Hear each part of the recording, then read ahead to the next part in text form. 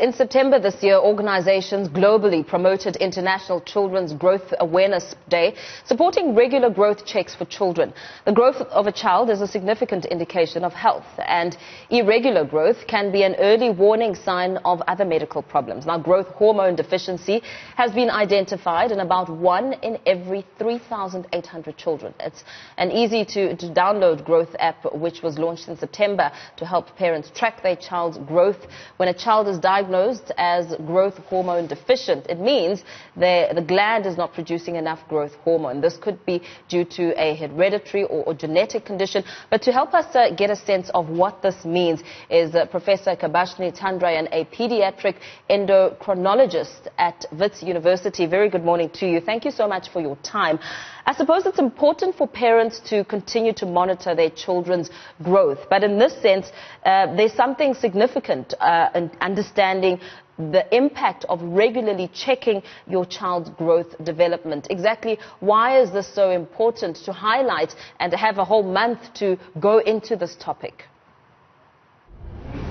Good morning, Mpho. Thank you for inviting me to speak to our viewers this morning. Yes, it's very important that we monitor growth of our children, because most often if they are not developing well and have a growth disorder, we can often identify it and treat it. But most often patients are actually diagnosed very late, when they are in their adolescent period, in the pubertal period, where we have missed the opportunity to start treatment quite early. When you speak about treatment, I suppose it's important to understand the various measures in childhood development. What are these pillars that we need to be looking at as parents, as guardians, when it comes to children? You need to monitor their growth. You need to see if they're growing appropriately compared to their peers. So if your child is much shorter than a child in their class, for example, or the kids in their class, or even if an older child is much shorter than the younger child and is not growing well, then it's alarm bells telling you that there is something going on with your child. It may be multiple problems that are causing, or there are multiple problems that actually cause the child to grow poorly. And as pediatricians, we need to also assess these children and to determine what is actually causing the poor growth. And it has an impact on their overall health, on their well-being, on everything that they actually do, emotionally as well. What does it then mean when a child is diagnosed as growth hormone deficient?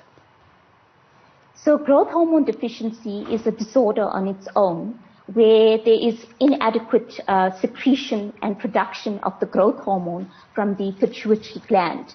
And the pituitary gland can be damaged, or there may be malformation with the pituitary gland, or there may be genetic abnormalities in the pituitary or in the growth hormone secretion itself.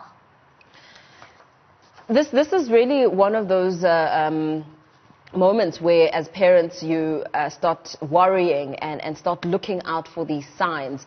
As the parents start assessing whether or not their children are growing as they should, what are the really huge challenges when it comes to assessing this? I mean, there could be various reasons why a child is growing. Perhaps if you compare them to other children in their classroom, there could be reasons, genetic reasons, why some children may be shorter than others. Yes, so I've mentioned that there is growth hormone deficiency from the pituitary problem, but also children that have other underlying medical conditions such as heart conditions or kidney conditions, or even malnutrition itself affects your child's growth.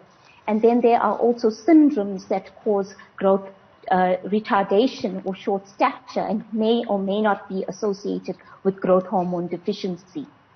Very well. Thank you so much for your time, Professor Kebashni Thandrayen, pediatric endocrinologist, giving us a sense of what it means to monitor your child's growth.